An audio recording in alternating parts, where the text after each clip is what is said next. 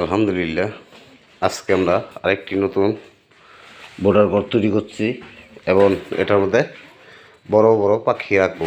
কিছুদিন আগে বাচ্চা তুলছিলাম বোর্ডিং থেকে, আজকে সেই বোর্ডিং দিয়ে বাচ্চাটি আমরা এখানে ছেড়ে দেবো। আজকে 27 দিন হলো বাচ্চাটির।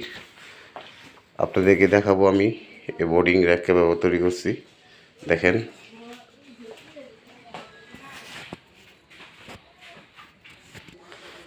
এ হলো আমার নতুন একটি ঘর পাখিদের জন্য। আজকে নতুন আরেকটি ঘর বানাচ্ছি আমরা।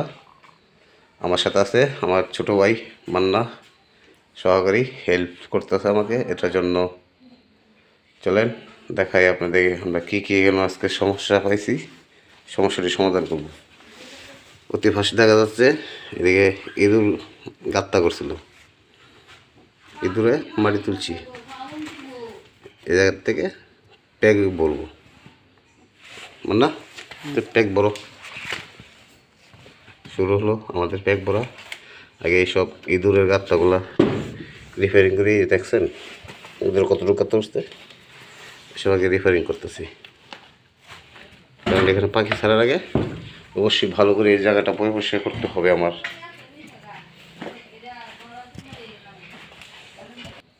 এটি হলো আমার একটা রুম, বোর্ডার রুম ছিল। আজকে থেকে এটার ভিতরেই বড় পাখি পালবো, কারণ শীতের সময় এখানে কোনো সমস্যা হবে না, গরম থেকে দেবে, পাখি খুব আনন্দ কী করবে।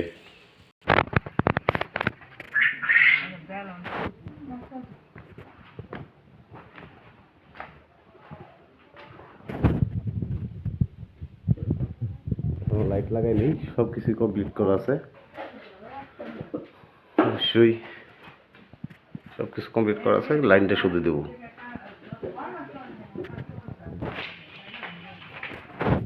ভালো লাগবো না, ভালো লাগবো।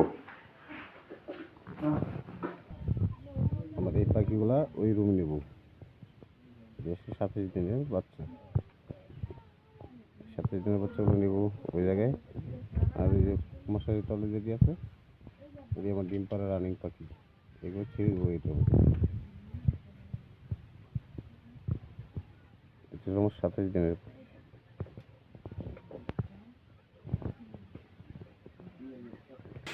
দেখি হ্যালো মান্না, তারও একটি ফার্ম আছে পাশের বাড়ি,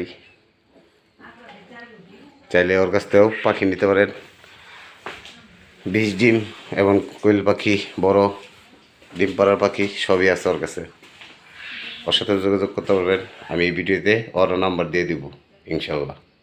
সবাই ভালো থাকবেন আর আমাদের জন্য দোয়া করবেন যেন আমরা বড় একটি ফার্ম দেওয়ার উদ্যোগ নিয়েছি, ওটাও যাতে সফল করতে পারি ইনশাল্লাহ। সবাই ভালো থাকবেন। আসসালামু আলাইকুম রহমতুল্লাহি ওয়া বারাকাতুহু।